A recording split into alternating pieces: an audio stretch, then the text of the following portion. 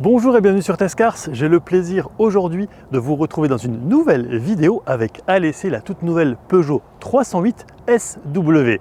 On commence comme d'ordinaire par le design, c'est parti. La i308 SW propose deux finitions, allure et GT électrique, comme c'est ici le cas.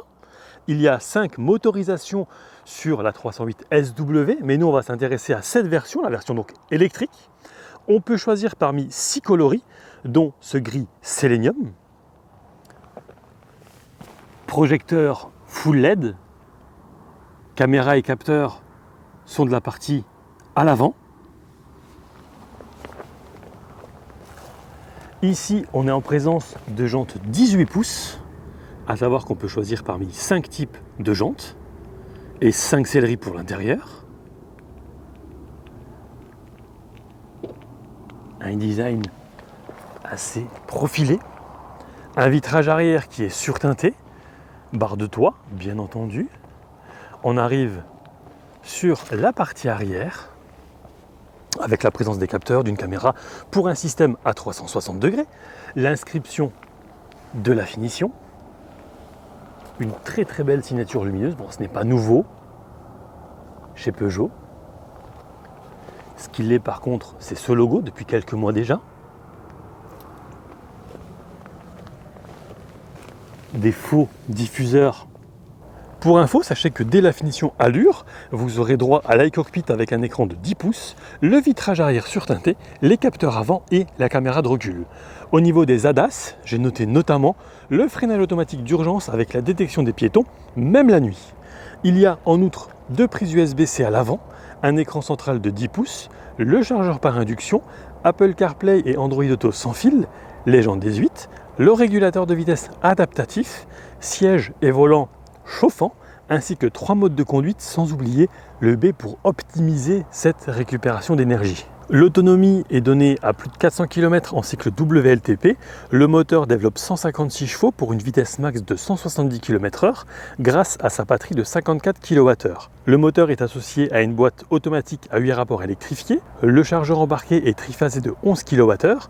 Le câble livré en série est un mode 3, triphasé de 22 kW. Et il ne faut que 30 minutes pour récupérer 80% d'autonomie sur une borne publique. Lorsque l'on pénètre au sein de l'habitacle, on retrouve ici les réglages des vitres et des rétros électriques. Le seuil de porte évidemment estampillé Peugeot. Les réglages électriques ici.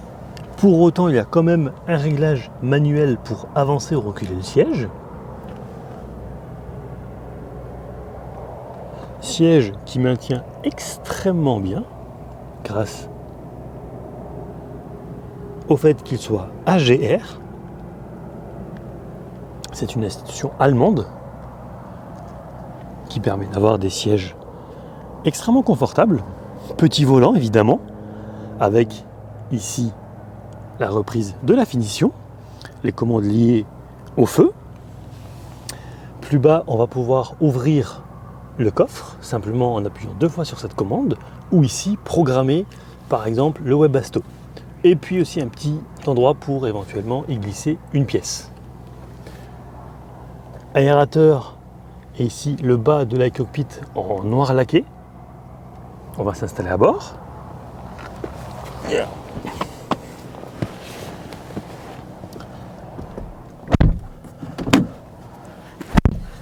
Avec ici un bandeau lumineux.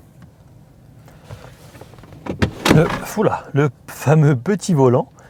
Alors la prise en main ici, je la trouve pas exceptionnelle, je trouve que c'est assez épais, mais bon, après évidemment à l'auto-école on ne vous apprend pas forcément à rouler comme ça, mais plutôt à 10h10. Réglage du volant manuel, ici on va retrouver tout ce qui est lié au régulateur de vitesse adaptatif avec la fonction Stop and Go, donc concrètement dans le trafic c'est extrêmement appréciable, le klaxon, le réglage du volume, le téléphone en Bluetooth. Ensuite, ici, bien entendu, on est sur l'iCockpit, donc avec des informations telles que l'autonomie restante, ça reste l'élément fondamental sur cette version électrique. l'iCockpit 3D, donc avec des informations en surimpression. Et puis un écran tactile de 10 pouces avec, vous le voyez ici, l'affichage de la caméra de recul sur plusieurs angles. Donc là, on a la vue à 360 degrés. On peut aussi voir que l'avant ou que l'arrière. Voilà. Avec ici un confrère, Gianmarco. Affichage de la température ici, à extérieur. Ici, les médias vont nous permettre, par exemple, de sélectionner la radio, les paramètres du véhicule, la navigation qui s'est montrée extrêmement réactive avec différentes vues. On peut aussi choisir de la faire taire complètement ou pas, avec les stations ici. Alors, est-ce que ce sont des stations de recharge? Eh bien oui, vous le voyez, il y a une prise de courant dessinée ici. Ensuite, on est sur la partie téléphone. Et puis le mirror screen qui permet également de connecter avec ou sans fil son téléphone. Plus bas, les menus liés aux ADAS. Donc les ADAS, je le rappelle, ce sont les aides à la conduite qu'on peut sélectionner ou non.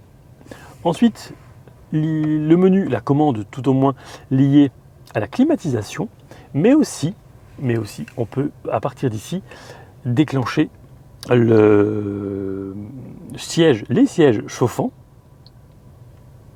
mais également, vous l'avez vu, le volant.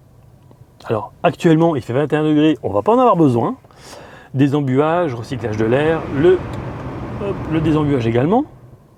Là on va tout couper, on va couper la climatisation complètement. Les warnings d'ailleurs, ici la touche piano dispose d'une couleur qui change de l'ordinaire, en rouge. Le volume, le bouton de démarrage. Ici, ça vous commencez à le connaître chez Peugeot, sur les différents modes pas les modes de conduite, les modes du sélecteur de vitesse, donc le parking, R pour marche arrière, neutre, drive et le B, donc qui va optimiser la récupération d'énergie. Les modes de conduite, ici bien sûr. Alors, je vais démarrer la voiture. Il y a différents modes, à commencer par le mode sport, le mode normal et le mode éco, que je vous invite vraiment à privilégier pour optimiser la batterie. Le frein à main électrique, ici un volet qui coulisse et qui donne accès à 2 porte-gobelets, prise 12 volts, prise USB-C, un petit rangement ici, et en fait ce qu'on n'avait pas vu avec mon confrère, c'est que le chargeur par induction, il est juste ici. Alors on ne l'avait pas vu, peu importe, il fonctionne et c'est le plus important. Et ensuite, au sein de la coudoir centrale, on retrouve également de nouveau une prise USB-C, avec un rangement qui n'est pas des plus profonds. Je ne sais pas si une bouteille passera. Petite peut-être. Ensuite, au niveau de l'intérieur, je dirais que c'est quand même assez disparate. C'est-à-dire que ici, par exemple, les surpiqûres sont très jolies. On est au-dessus sur du plastique moussé d'assez bonne qualité. Ici, pareil, le revêtement est très sympa. De nouveau, ce plastique moussé, laqué ici, des surpiqûres qu'on trouve également sur le volant, ainsi que sur le tableau de bord. Je trouve que c'est plutôt bien fini. Alors maintenant, si on veut vraiment du plastique brut, ce sera au niveau de la boîte à gants. Bon, c'est pas forcément la partie la plus visible, mais ce que j'aime aussi, c'est que c'est extrêmement profond, donc on peut mettre vraiment beaucoup de choses.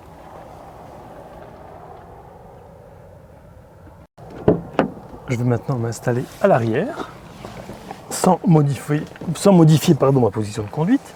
Je remarque déjà qu'il y a 2 prises USB-C. Alors, au niveau des jambes, eh bien, ça passe sans problème. De peu, vraiment de peu, parce que je passe pas ma main, mais j'essaie de vous montrer ça. Voilà, ça passe sans aucune difficulté. Et ensuite, au niveau de la tête, alors là, c'est royal, puisque j'ai énormément de place. Il faudrait juste que je relève l'appui-tête, voilà, qui est dans mon dos. Ah, c'est bien. Et je trouve aussi qu'on a une très bonne visibilité périphérique. C'est agréable. On passe maintenant au coffre. Dont le volume de chargement oscille entre 548 et 1634 litres.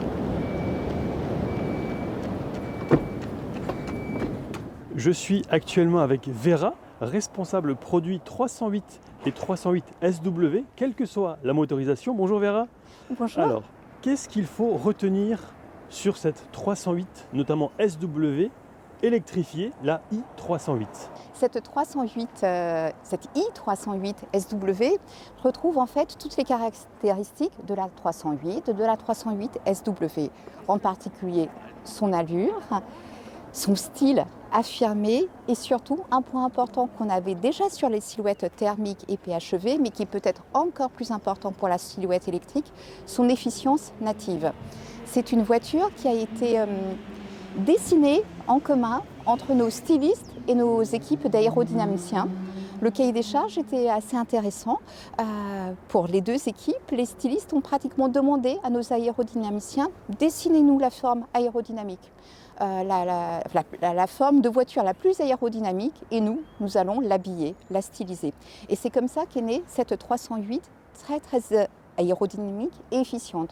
Alors forcément, dans le monde des véhicules électriques, l'efficience est encore plus intéressante puisque c'est ce qui permet d'autonomiser, de maximiser, d'optimiser l'autonomie de la voiture. Donc c'est une 308 électrique efficiente. Ok, merci. Quelle est la différence de poids entre la berline qu'on voit ici et le break? Alors je ne connais pas au kilogramme près la différence entre les deux silhouettes, mais c'est en ordre de grandeur 30 kg entre les deux silhouettes. Ok, ça reste plus que raisonnable. C'est très raisonnable. Ok, pour 30 kg de plus, il y a un volume de coffre de SW nettement supérieur. Nous avons 548 litres sur cette version. Ok, de base. 548 litres sous le tandelet de la voiture. Et si on rabat la banquette, on arrive à 1634. 34, c'est ça. Ok. C'est une version électrique, donc évidemment, ce qui peut freiner ou interroger les prospects, c'est bien entendu l'autonomie. Alors hier, nous étions deux au volant et le véhicule affichait un peu plus de 400 km avec 100% de batterie. Tout à fait. On a parcouru 76 km réels et l'autonomie restante à l'arrivée était de 302 km. Donc on a perdu concrètement 120 km d'autonomie en ayant réellement parcouru 76 km. Comment est-ce qu'on peut diminuer cet écart en sachant que nous étions toujours avec le B, donc le freinage récupératif activé? Alors, l'autonomie homologuée de cette voiture, c'est 413 km sur la version berline et sur la version SW, c'est 410 km justement à cause du petit écart de poids. Donc 410 km et l'autonomie WLTP de cette voiture qui a été homologuée de façon officielle, normée. Ensuite, sur une voiture électrique, comme sur une voiture thermique, la consommation d'énergie, dans ce cas précis, dépend de la conduite du conducteur, des conditions de route, plate, en montée, éventuellement des conditions de température. Donc, comme sur une voiture thermique, en fonction des modes de conduite, de l'utilisation, la consommation varie. Mais je vous rassure, 413 km a été franchi, homologué de façon tout à fait officielle. Ok, merci. Combien de temps prend une recharge, disons même si on est quasiment à vide chez soi, à domicile, donc sur une prise domestique? Alors, certains me diraient, oui, il faut une wallbox ou une prise renforcée, c'est vrai. Par contre, si je vais visiter des proches ou même des amis, eux ne sont pas forcément équipés de ce genre d'équipement simplement. Donc du coup, combien de temps il faudrait pour la recharger complètement si elle est à 5 ou 10%?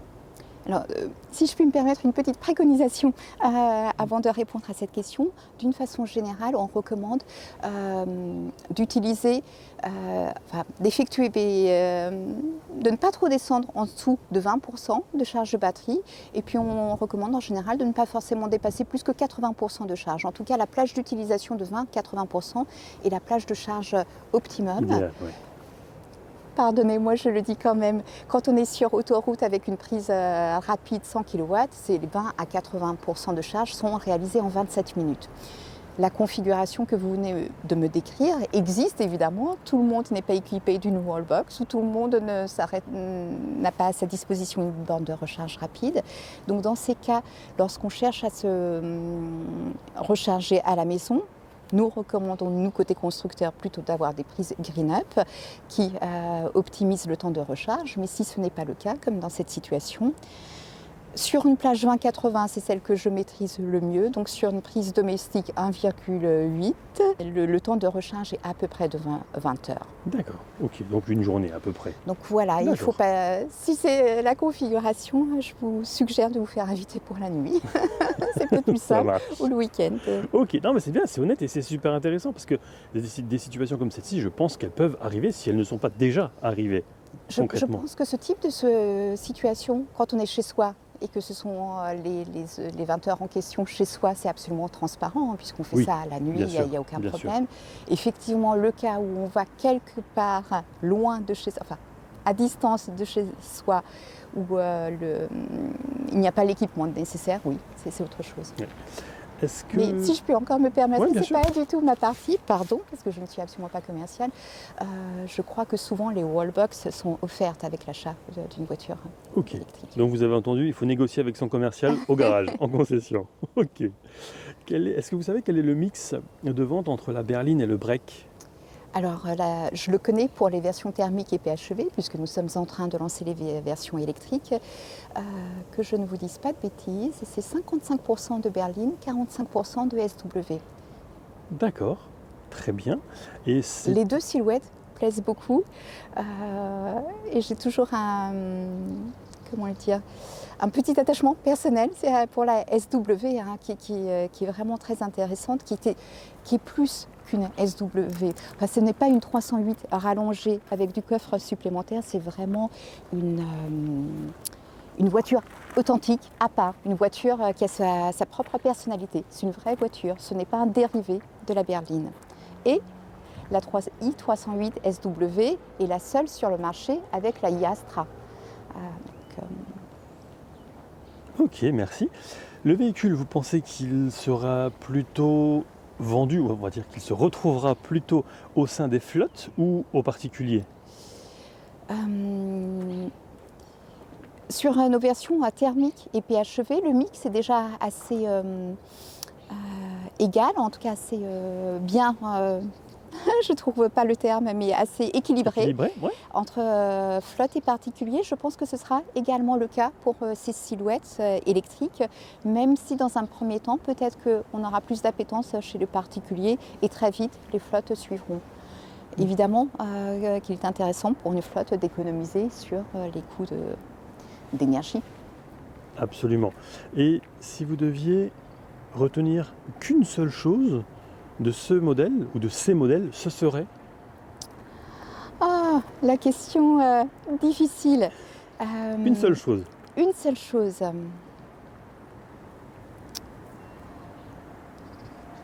Je dirais efficience. Vraiment l'efficience travaillée par nos équipes d'aérodynamiciens et de stylistes ensemble pour faire une voiture dont la consommation électrique est maîtrisée grâce à son efficience native. Parfait, très bien. Eh bien, un grand merci Vera pour ces explications. Merci à vous. Et bonne continuation chez Peugeot. Merci, de même, profitez de ce bel ensemble. Merci. Alors, je suis en compagnie de Jean-Marc. Est-ce que tu pourrais te présenter, s'il te plaît ? Oui, mon nom est Jean-Marc Manuzardi. Je travaille pour un magazine professionnel qui s'appelle Kilomètre Entreprise et qui traite du sujet automobile dans son entièreté, dans le cadre des TPE, des PME, des PMI. Donc on traite de flotte et de parcs de taille intermédiaire et voilà. Ok, c'est en kiosque ou sur abonnement ? Alors c'est sur abonnement exclusivement, parce que c'est typiquement un magazine ultra spécialisé, professionnel, qui traite bien sûr des produits. C'est-à-dire qu'on fait des essais produits constamment et on traite aussi des questions économiques, des questions fiscales, des questions juridiques également. On a des dossiers thématiques, on fait des tables rondes, on fait beaucoup de choses avec ce magazine. On a également un site internet sur lequel on peut trouver entre autres une calculette qui permet de connaître par rapport au grammage carbone CO2 d'un véhicule, eh bien la taxe que l'on devra acquitter, qui s'appelle la TVS, qui est en train de changer de nom d'ailleurs, mais l'année prochaine elle aura un autre nom. Mais elle cumule un certain nombre de taxes infligées aux entreprises, une de plus, par l'État si gourmand. Voilà. Oui, c'est vrai que quand tu parles d'infliger quelque chose en général, c'est plutôt douloureux. Ben oui, ça l'est, parce qu'en fait, c'est très difficile avec les lois de finances françaises qui changent à peu près toutes les années, et bien de prendre des décisions d'achat, de sélection de véhicules quand on gère une flotte. Même sur un parc de taille modeste, c'est compliqué, parce qu'on ne sait pas exactement où le fisc va tomber. Et ça peut être sur le gasoil, ça peut être sur l'essence, avec des bonus qui vont, qui viennent. C'est assez compliqué à gérer tout ça. Voilà. Et si tu devais maintenant parler à ton lectorat de cette nouvelle Peugeot i308, qu'est-ce que tu pourrais leur dire? Alors au-delà des questions d'autonomie, qui sont difficiles à traiter, parce que quand on conduit un véhicule électrique, on le conduit d'une façon différente d'un véhicule thermique, on le sait tous, et on est enclin à conduire avec le pied plus léger pour des raisons d'économie d'énergie. Pour autant, pour ce que j'en ai vu et le parcours qu'on a réalisé sur le plan dynamique, c'est pas un mauvais véhicule. Je trouve que les trains ne sont pas trop finement réglés, malheureusement. Je trouve la direction un peu floue également, direction avec une assistance variable qui varie un peu trop à mon goût. Le confort est correct sans plus. On a des gros pneus, en l'occurrence, on a des 18 pouces, ce qui n'aide pas au confort. Et ils ont compensé par une suspension, à mon avis, un peu molle, un peu trop agitée sur les irrégularités de la route, et ce qui n'est pas spécialement agréable à mon sens. Cela dit, c'est un véhicule qui malgré tout filtre pas mal, donc on peut rouler dans des conditions de tranquillité à peu près certaines, et dans une conduite adaptée à l'énergie électrique. Alors là, bon, il n'y a pas grand chose à dire, puisqu'on roule très lentement. Tout va bien, tout va très bien. Conduire très lentement, je serais plus sur le terme conduite coulée. Qu'est-ce que tu en penses? Eh bien, disons coulée, puisque ça fait plaisir à tout le monde. Pour des vieux imbéciles comme moi qui ont connu les riches heures des motorisations thermiques et des véhicules un peu à connotation sportive, tout ça fait peine à voir, mais bon, c'est l'air du temps, il faut s'adapter. On est dans une nouvelle ère de motricité automobile, donc on s'applique à conduire comme il faut maintenant. Voilà, on va dire ça comme ça. Et est-ce que tu penses, après les discussions qu'on a eues en off, que l'électrique sera la seule et unique solution à l'avenir? Bon, personnellement, moi j'ai des doutes sur la capacité qu'aura l'Union européenne de passer à une production tout électrique en 2035. Voilà, moi je suis un peu sceptique là-dessus. Pour autant, c'est un cap qui a été pris, les industriels ont suivi, un peu passivement à mon goût d'ailleurs, et on a décidé d'aller sur le chemin du tout électrique, ce qui pour moi est une hérésie, à la fois technologique, économique et également au plan de l'agrément des déplacements et des infrastructures bien entendu, qui sont alimentées par de l'argent public, ne l'oublions pas, c'est-à-dire tes impôts et les miens. Donc je pense que tout ça était une ambition démesurée par rapport aux enjeux environnementaux, et c'est un effort qui est tout petit à l'échelle planétaire et qui coûte énormément aux économies locales. Voilà, donc j'ai des raisons de douter de cette pertinence de choix. Maintenant, je ne suis pas un anti-électrique du tout. Moi, je pense que le véhicule électrique, il a sa place particulièrement en ville, là où on a besoin de ne plus avoir d'émissions de gaz toxiques. Donc c'est important de généraliser l'usage du véhicule électrique dans les concentrations urbaines. Mais en dehors de ça, je pense que le moteur thermique n'est pas la bête immonde qu'on a bien voulu désigner hystériquement ces dernières années, qu'on avait fait et qu'on aurait pu faire encore d'énormes progrès sur le thermique en termes de consommation et d'émissions, que malheureusement les constructeurs ont mis ça au fond du sac pour l'instant, et qu'il n'y a plus d'investissement fait en recherche et développement sur le thermique globalement, ni tellement plus sur les carburants. Et c'est bien dommage parce qu'il y avait là des gisements de progrès évidents, identifiés, et on a jeté le bébé avec l'eau du bain, comme d'habitude. Ouais, pour les industriels, c'était un petit peu marche ou crève finalement. Bah Ils n'ont oui. pas eu d'autre alternative que de se plier à la réglementation de l'Union, qui apparemment non, qui je pense a des œillères qui ne vont pas très larges, alors que l'une des solutions, si ce n'est la solution, serait de proposer l'électrique, mais pas de l'imposer. Pour moi, je pense qu'il faut suivre la courbe technologique dans ce domaine-là. C'est-à-dire qu'au fur et à mesure qu'on a fait progresser l'idée électrique, et on n'avait pas besoin de l'imposer pour qu'elle évolue, elle aurait peut-être évolué un peu moins vite, mais néanmoins elle aurait évolué parce que là, effectivement, il y a des marchés émergents comme celui des centres urbains. On aurait fait ça beaucoup plus doucement. Je pense que l'électrique aurait trouvé sa place sans débat, sans discussion, sans empoignade, et les choses se seraient faites avec beaucoup plus de douceur et d'intelligence. Bien sûr, et notamment ne serait-ce que l'infrastructure, à commencer par ça, qui aurait suivi, qui aurait vu ce qui marchait, ce qui ne marchait pas, ce qui n'aurait pas peut-être fonctionné, et puis il se serait amélioré.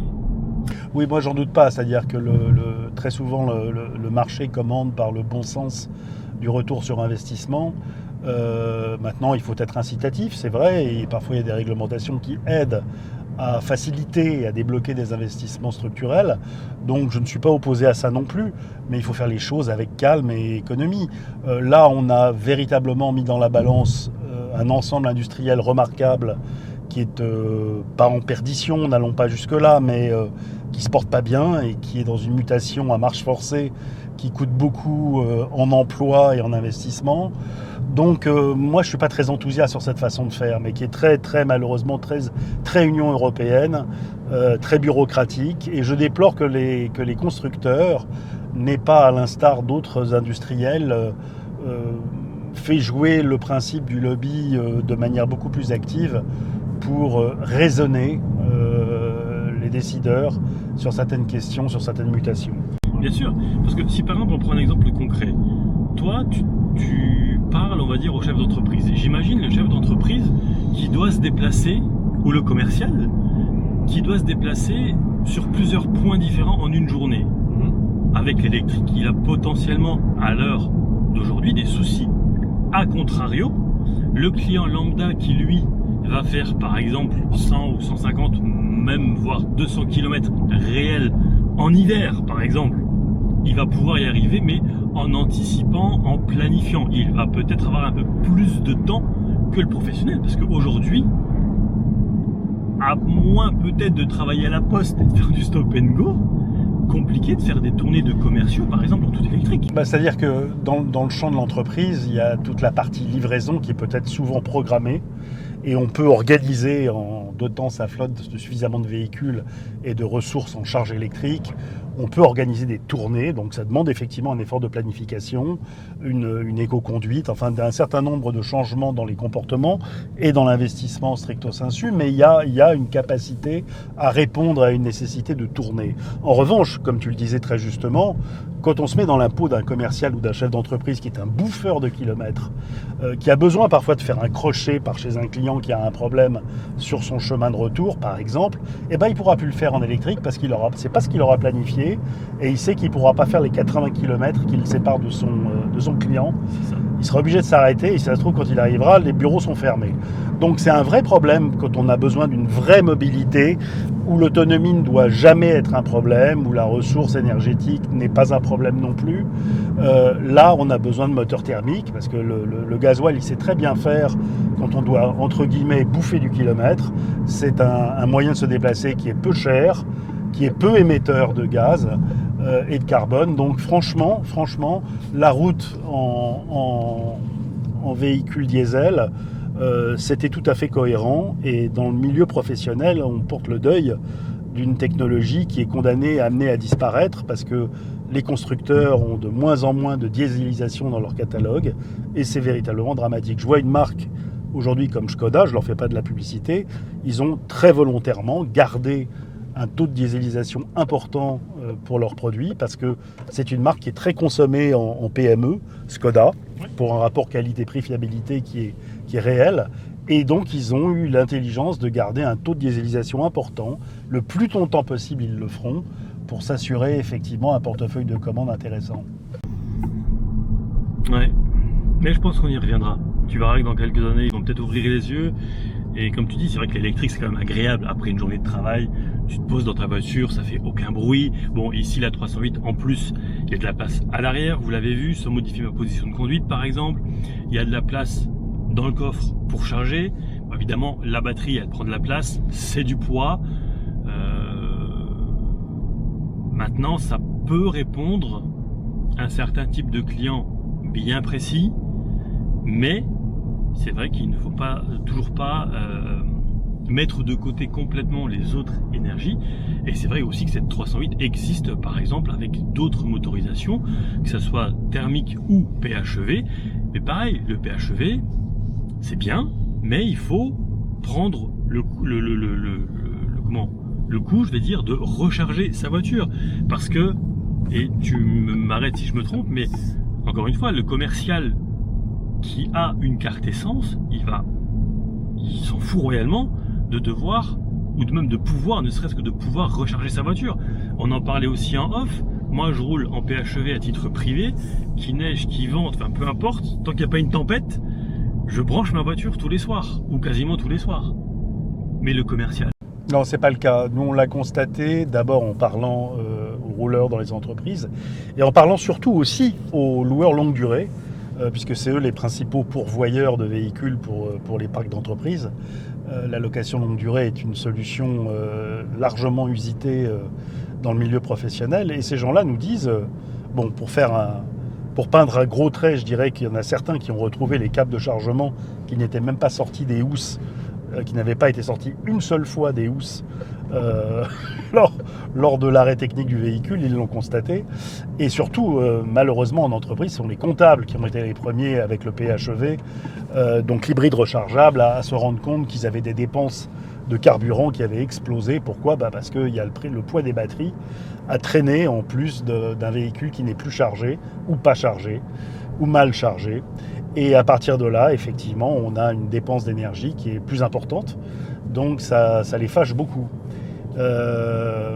Voilà, donc ça c'est ce qu'on peut dire sur le PHEV, qui est une solution qui est tout à fait intéressante sur le papier et à condition de jouer le jeu. Mais dès lors qu'effectivement, comme tu le faisais remarquer, quand on est commercial, qu'on est pressé, qu'on a des grosses journées, qu'on a un chiffre à faire, on ne va pas perdre une demi-heure, 3/4 d'heure, 1 heure à recharger une fois, 2 fois sa batterie, parce qu'on a autre chose à faire, on est là pour bosser et on est jugé sur le résultat, pas sur le niveau de la batterie. Effectivement. Maintenant, est-ce que tu penses concrètement que cette i308 a un public et se justifie par son prix d'environ 44 000 €?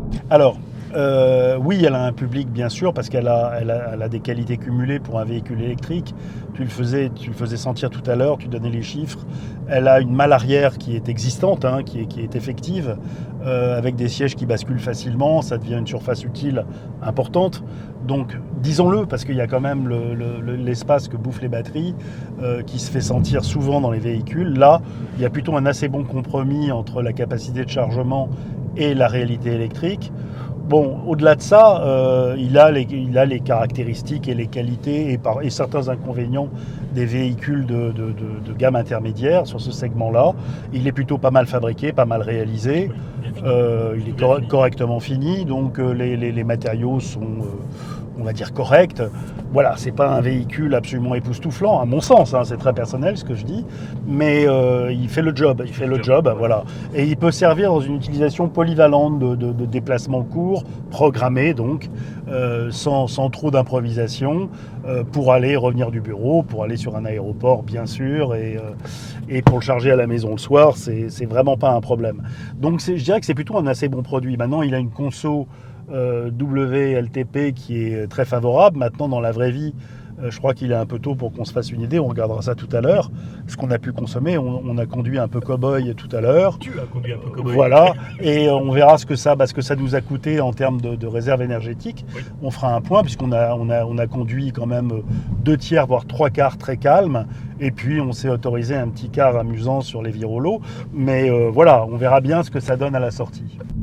Et sur route, je dirais, allez, c'est pas de la montagne, mais enfin, c'était quand même pas mal vallonné. Oui, avec du dénivelé, mais en même temps de la descente qui nous a permis, en position B de charge renforcée, de recharger la batterie, oui. Absolument. On a pris physiquement tout à l'heure, on a pris 3% de gain entre le sommet de là où nous étions jusqu'en bas. Sans toucher les freins. Absolument. L'amortissement là, qu'est-ce que tu en as pensé? Sur des obstacles francs et en roulant doucement, on n'a pas de mauvaise surprise. C'est plus au roulage sur des petites irrégularités qu'on peut être fatigué, mais j'insiste, on a une monte en 18 pouces avec des jantes assez hautes, donc le filtrage se fait moins bien forcément, on prend plus de coups, donc c'est aussi à prendre en compte. Mais malheureusement, ce que je constate, c'est que plus on met un poids de batterie important dans le bas de caisse, plus on est tenu d'avoir des gommes larges pour essayer de tenir la route le mieux possible, même si sur le papier, on sait qu'un véhicule consomme moins quand il a des roues fines. Mais bon, là, l'électrique suggère ça. C'est dommage. Nous arrivons au terme de cette vidéo qui, une fois n'est pas coutume, est divisée en 3 parties. Si vous avez des questions, les commentaires sont là pour ça, alors n'hésitez pas. Je vous invite également à vous abonner à la chaîne, à partager et mettre un petit pouce en l'air si la vidéo vous a plu. Et je vous dis à bientôt pour de prochaines aventures automobiles. Ciao!